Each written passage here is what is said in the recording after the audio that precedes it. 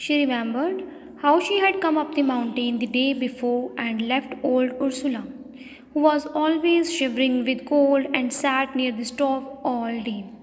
So next, हैडी फिर ये याद करती है, रिमेंबर करती है कि कैसे वो इस माउंटेन के ऊपर आई है, क्योंकि जो उसके ग्रैंडफादर का हाउस होता है वो माउंटेन के ऊपर, पहाड़ के ऊपर होता है। और फिर वो याद करती है कि एक दिन पहले ही उसे यहाँ पे उर्सुला, ओल्ड उर्सुला, जो इसकी आंट का नेम है, वो उसके यहाँ पे छोड़ के गई है। जो उसकी आंट है उसके बारे में यहाँ पे बताया है कि जो आंट है वो हमेशा शिवरिंग करती रहती थी। शिवरिंग मीन्स ट्रैम्बलिंग और शेकिंग, के हिलती कांपती रहती थी ठंड से, और इसलिए वो हमेशा स्टोव के पास बैठती थी पूरा दिन। दैट मीन्स कि वो हमेशा आग के पास बैठती थी। While Heidi lived with Ursula she had always been obliged to keep in the house where the old woman could see her. Being deaf, Ursula was afraid to let Hedy go outdoors. So यहाँ पे क्या है कि जो Heidi है वो Ursula के साथ रहती थी, जो उसकी आंट है, और उर्सुला जो है हमेशा उसको बाउंड करके, बंद करके रखती थी, या उसको फोर्स करती थी कि वो हाउस के अंदर ही रहे, क्योंकि एक तो ये ओल्ड वुमेन थी, ठीक है, एंड ये डेफ भी थी। Deaf means unable to hear, जो सुन नहीं सकती थी। तो इसलिए ये हमेशा हेडी को घर के अंदर ही रहने के लिए बोलती थी, उसको बाहर नहीं जाने देती थी। बिकॉज उर्सुला वॉज अफ्रेड, क्योंकि वो हमेशा फियरफुल रहती थी, डरती थी कि कहीं हेडी बाहर ना जाए। बट जो the child had often fretted in the narrow room and had longed to run outside. But जो चाइल्ड था, चाइल्ड है यहाँ पे कौन है, हेडी। हेडी हमेशा वरी, चिंतित रहती थी कि उस टाइट रूम में रहकर, उस नैरो से, उस टाइट से रूम में रहकर, टाइट सी जगह पे रहकर, और वो उसकी डिज़ायर थी, विश थी कि वो भी आउटसाइड पे जाए, आउटसाइड बाहर जाकर भागे। She was therefore delighted to find herself in her new home and hardly could wait to see the gods again. अब ये बहुत ज़्यादा डिलाइटेड थी, डिलाइटेड मीन्स हैप्पी थी कि अब ये एक न्यू होम में, नए घर में आई है, ठीक है, और यहाँ पे अब वो वेट नहीं कर पा रही थी कि अब उसने गॉड्स देखनी है। इसलिए क्या करती है, jumping out of bed she put on her new few things and in a short time went down the ladder and ran outside.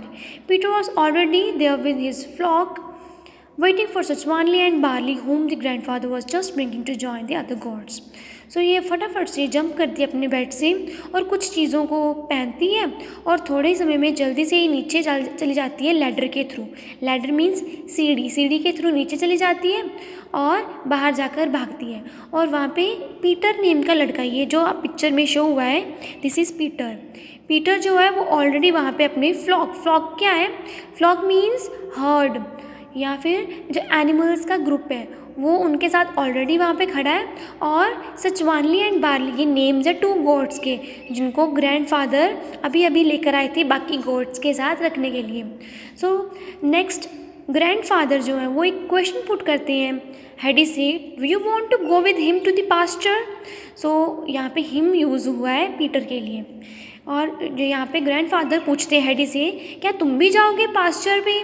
Pasture means meadow, it means grass land where animals go for feeding, खाने के लिए जहाँ पे animals चरने के लिए जाते हैं, दैट लैंड इज़ पास्चर। और आगे से Heidi cried, yes cried Heidi clapping her hands, तो हेडी चीखती है खुशी से और अपने तालियां बजाकर बोलती, हाँ मैं जाऊंगी पास्चर पे। Go now and wash yourself first for the sun will laugh at you if he sees how dirty you are, everything is ready there for you, he added. और देन ग्रैंडफादर उसको बोलते हैं, जाओ पहले अपने आप को वॉश करो, पहले अपने आप को साफ करो, क्योंकि जो सन है, जो सूरज है, वो तेरे ऊपर हंसेगा, वो कहेगा कि तुम कितनी गंदी हो। यहाँ पे जो ग्रैंडफादर है हेडी के, वो उसको फ़नी मैनर में बोलते हैं, और everything is ready there for you, और उसको बोलते हैं कि सब कुछ तेरे लिए रेडी पड़ा है, और पॉइंट करते हैं, इशारा करके बोलते हैं कि वो लार्ज टब ऑफ वाटर जो सन के धूप में पड़ा हुआ है वहाँ पे वो जाए और अपने आप को वॉश करें। Heidi did as she was told and washed and rubbed herself till her cheeks were glowing. In the meanwhile, the grandfather called to Peter to come into the hut and bring his bag along. तो Heidi को जैसे जैसे बोला गया था वो वैसे वैसे करती है। वो जाती है, अपने आप को वॉश करती है, अच्छे से अपने आप को रब करती है, रगड़ती है, जब तक उसकी चीक्स, उसकी जो गालें हैं वो ग्लो ना करें, शाइन ना करें, ठीक है, तब तक वो अपने आप को रब करी जाती है। और ग्रैंडफादर जो है वो बाद में पीटर को बुलाते हैं। पीटर जो यहाँ पे आपको देख रही हो, ये एक लिटिल बॉय है, इसको बुलाते हैं और उसको एक बैग देते हैं। The boy followed the old man who commanded him to open the bag in which he carried his scanty dinner. और जैसे जैसे ओल्ड मैन यहाँ पे ग्रैंडफादर के लिए यूज़ हुआ है कि ओल्ड मैन की इंस्ट्रक्शंस को बॉय फॉलो करते हैं, जैसे जैसे वो बोलते हैं, उसको कमांड देते हैं, वैसे वैसे वो उनकी बात को सुनता है। और वो उस बैग को ओपन करता है, उसमें scanty means too small in size, थोड़ा सा डिनर क्या होता है, जैसे दोपहर और शाम के बीच में टाइम जो होता है उसमें लोग खाते हैं खाना, या फिर इसको रात का खाना भी बोलते हैं। सो उसके लिए वो थोड़ा सा खाना डिनर डाल लेता है। The grandfather put into the bag a piece of bread and a slice of cheese that were easily twice as large as those the boy had in the bag himself. और जितने bag में already थे उससे ज़्यादा grandfather उसको और food देते हैं। और फूड में क्या क्या है, पीस ऑफ ब्रेड देते हैं, and slice of cheese, slice means cut देते हैं चीज़ का, पनीर का, उनको ये ब्रेड का पीस और पनीर का पीस उसको देते हैं और उस बैग में डाल देते हैं। एंड जो इस बार जो ग्रैंडफादर उसको फूड देते हैं वो बैग से भी बड़ा फूड होता है। आप देख सकते हो, grandfather is giving cheese and bread to Peter and putting these things in the bag. The little bowl goes in too, said the uncle, for the child does not know how to drink straight from the gourd the way you do. Then uncle बोलते हैं कि little bowl वो भी अपने bag में रख लो। Uncle यहाँ पे अगेन ग्रैंडफादर के लिए यूज़ हुआ है। उसको बोलते हैं कि एक छोटा सा बाउल, एक छोटी सी कटोरी भी ले लो बच्चे के लिए, क्योंकि जैसे पीटर सीधा ही गॉड से, सीधे बकरियों से मिल्क पी लेता है, कहता है कि इस चाइल्ड को नहीं पीना आएगा, तो उसके लिए बाउल ले जाए। She is going to stay with you all day, therefore milk 2 bowls full for her dinner. Look out that she does not fall over the rocks. Do you hear? Then grandfather उसको बोलते हैं कि लड़की, ये जो child है इसने पूरा दिन तेरे साथ रहना है, इसलिए उसको मिल्क के 2 बाउल्स देना फुल डिनर में, इसको 2 कटोरियाँ पूरी मिल्क की भरकर देना। और उसको बोलते हैं कि तू इसका ध्यान भी रखना कि कहीं ये रॉक से, कहीं ये पहाड़ों से, पत्थरों से गिर ना जाए। सो उसको उसके बाद उसको ये सब कुछ बोलने के बाद, इंस्ट्रक्शंस देने के बाद, एक बार उससे पूछते हैं कि क्या तुम ये सब कुछ सुन रहे हो ना। Just then Heidi came running in. Grandfather, can the sun still laugh at me, she asked. और उसी टाइम फिर थोड़ी देर बाद हेडी आती है भागती भागती अंदर से और ग्रैंडफादर को पूछती है कि क्या अब भी सूरज उसके ऊपर हंस रहा है, लाफ कर रहा है। The child had rubbed herself so violently with the course towel which the grandfather had put beside the tub that her face, neck and arms were as red as a lobster. While a smile, the grandfather said, "No, he can't laugh anymore now, but when you come home tonight, you must go into the tub like a fish.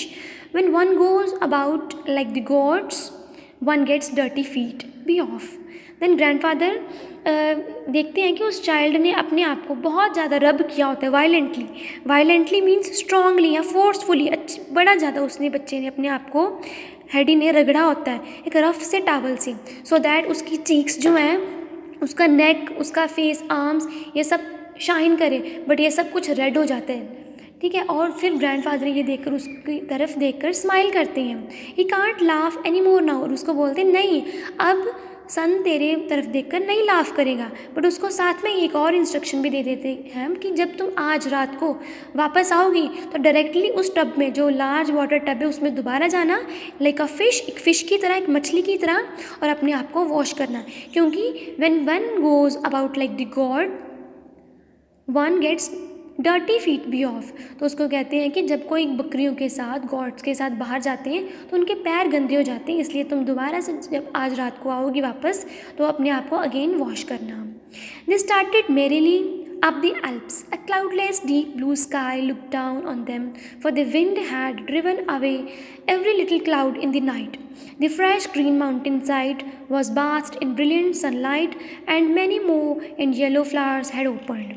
तो यहाँ पे अब वो जहाँ जिस land पे वो जाती है हेडी पीटर के साथ एंड गॉड के साथ, उस लैंड का पूरा डिस्क्राइब किया उस लैंड को।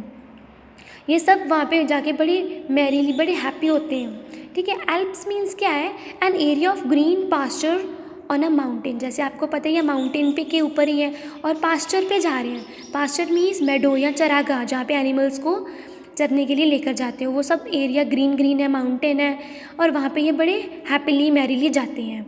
और क्लाउडलेस डीप ब्लू स्काई, वहाँ पे बादल नहीं है और गहरा नीले रंग का स्काई है एंड वहाँ पे हवा चल रही है। ठीक है, दी ग्रीन फ्रेश माउंटेन साइड, जो ग्रीन ग्रीन हरा भरा माउंटेन साइड, पर्वत के साइड में जो सब एरिया है, वहाँ पे सनलाइट अभी पड़ी हुई, ब्रिलियंट डार्क जो ब्राइट वहाँ पे सनलाइट है एंड वहाँ पे बहुत सारी ब्लू एंड येलो फ्लावर्स खिले हुए हैं। Many blue and yellow flowers had opened. Heidi was wild with joy and ran from side to side. In one place she saw big patches of fine red primroses, on another spot blue gentians sparkled in the grass, and everywhere the golden rock roses were nodding to her. So यहाँ पे describe करते हैं कि जो Heidi है वो वहाँ पर जाकर बड़ा ज़्यादा वाइल्ड, बड़ा ज़्यादा क्रेज़ी, पागल हो जाती है खुशी से, इधर उधर रैन करती है, भागती है। और वहाँ पे वो देखती है कि एक जगह पे प्रिम रोजेज़ के कुछ पैचेज़ हैं। दैट मीन्स बहुत सारे प्रिम रोजेज़ हैं वहाँ पे। प्रिम रोजेज़ ये फ्लावर्स के ही नेम है। और दूसरी साइड में देखती है कि उसको ब्लू जेंटियंस, जेंटियंस है वायलेट कलर के प्लांट्स ही हैं, वायलेट कलर के जो पौधे हैं वो वहाँ पे ग्रास के बीच में, घास के बीच में शाइनिंग कर रहे हैं, स्पार्कल्ड कर रहे हैं, और ये सब वहाँ पे देखती है। एंड सब तरफ, क्योंकि अब ये सनलाइट है, तो सब तरफ गोल्डन गोल्डन हुआ पड़ा है और उसको लगता है कि जैसे रोक रोजेस उसको नोडिंग कर रहे हैं। नोडिंग मीन्स उसको देखकर सिर हिला रही है। नोडिंग मीन्स होता है शेक, अपना हिलाना, हेड को हिलाना। In her transport at such treasures Had even forgot Peter and his gods. She ran far ahead of him and then straight away off to one side, for the sparkling flowers tempted her here and there. तो यहाँ पे ट्रेचर्स means होता है खजाना या precious things. ये जो इतनी नेचुरल प्रीशियस थिंग्स हैं, ये सब देख, जहाँ पे ये हेडी जाती पीटर एंड गोड्स के साथ, वहाँ पर ये जाकर पीटर एंड गोड्स को भी भूल जाती है, फॉरगॉट कर जाती है कि वो इनके साथ आई है। वो इधर उधर भागती है। स्ट्रेट मीन्स आवारा, जैसे आवारा घूमते हैं ना, तो इधर उधर भागती है। और वहाँ पे उसको चमकदार जो फ्लावर्स हैं, स्पार्कलिंग कर रहे फ्लावर्स, उसको अपनी तरफ टेम्प्ट कर रहे हैं। टेम्प्ट मीन्स अट्रैक्ट कर रहे हैं। सो ये सब चीज़ें उसको अट्रैक्ट करती हैं, इधर उधर वाली सब चीज़ें। And picking whole bunches of them to take home with her, she put them all in to her little apron. So ये सब कुछ पिक करती है, पकड़ती है, उनके गुच्छे बनाती है, बंचेस बनाती है, एंड इन सबको अपने लिटिल एप्रन, छोटा सा जो उसने एप्रन पहना हुआ है, दिस इज़ एप्रन, ये जो उसने फ्रॉक के ऊपर पहना हुआ है, जिसके पीछे बैक में उसने नोट किया, उसको बांधा हुआ है। सो इस एप्रन की जो लिटिल पॉकेट है उसमें ये सब कुछ इसको एप्रन में डालती, फ्लावर्स के बंचेस को, सो दैट कि वो इन सबको अपने घर में लेकर जा पाए। Peter, whose round eyes could only move about slowly, had a hard time looking out for her. So अब hard time means burden, बहुत ज़्यादा burden हो जाना। ठीक है, अब ये जो पीटर है तो स्मॉल बॉय, लिटिल बॉय है, तो ये बड़ा ही ज़्यादा वहाँ पे जाकर तंग हो जाता है। कभी उधर उसको अपनी आंखें घुमाकर देखना पड़ता है। The gods were even worse, and only by shouting and whistling, especially by swinging his rod, could he drive them together. तो ये जो गॉड्स हैं, जो बकरियाँ, ये भी बड़ी बुरी हैं। ये सिर्फ तभी ड्राइव कर पाता है, इनको चला पाता है जब ये शाउट करता है, चीखता है, सीटियाँ बजाता है, और स्पेशली जब ये डंडा अपनी जो रोड है उसको स्विंग करता, हिलाता है, तो तभी ये सिर्फ गॉड्स चलती हैं। एक तो ये सब ने, गॉड्स ने इसका हार्ड टाइम किया हुआ है, पीटर का इसको बर्डन दिया, और ऊपर से हेडी भी उसको तंग कर रही है। So Heidi, where are you now, he called quite angrily, और एंग्रली, गुस्से से ये हेडी से पूछते हैं, अब तुम कहाँ चली गई हो। So now chapter ends. About the author, जोहाना Zweig, 1827-1901, was a Swiss novelist whose popular work is Heidi. ये जो जोहाना स्वाइरी है, इसकी ऑथर, ये जो चैप्टर इसकी ऑथर है, ये इसका एक पॉपुलर नॉवल है हेडी। ये एक स्विस नॉवलिस्ट है, स्विट्ज़रलैंड की है। Her other works include Veronica and other friends, the story of Rico, Moni the goat boy and Rick and Sally, ये सब उसके पॉपुलर वर्क्स के नेम्स मेंशन है। Her works were originally in German and later translated into English, और ये जितने भी अपने वर्क्स ये लिखती थी वो जर्मन लैंग्वेज में लिखती थी और बाद में उनको ट्रांसलेट किया जाता था इंग्लिश में। The landscape of Switzerland is very vividly represented in her works, और ये जैसे इस चैप्टर में भी जो लैंडस्केप है ये स्विट्ज़रलैंड का लैंडस्केप ही है। जैसे जेंटियन जो है ये सब स्विट्ज़रलैंड के पहाड़ों के ऊपर ही पाए जाने वाले प्लांट्स हैं। सो ये पूरा का पूरा लैंडस्केप जो है इसको ये अपने मोस्ट ऑफ द वर्क्स में डिस्क्राइब करती है, क्लियरली इनको पिक्चराइज करती है। Okay, so now chapter ends and students इसको आपने अगेन रीड करना है। Thank you.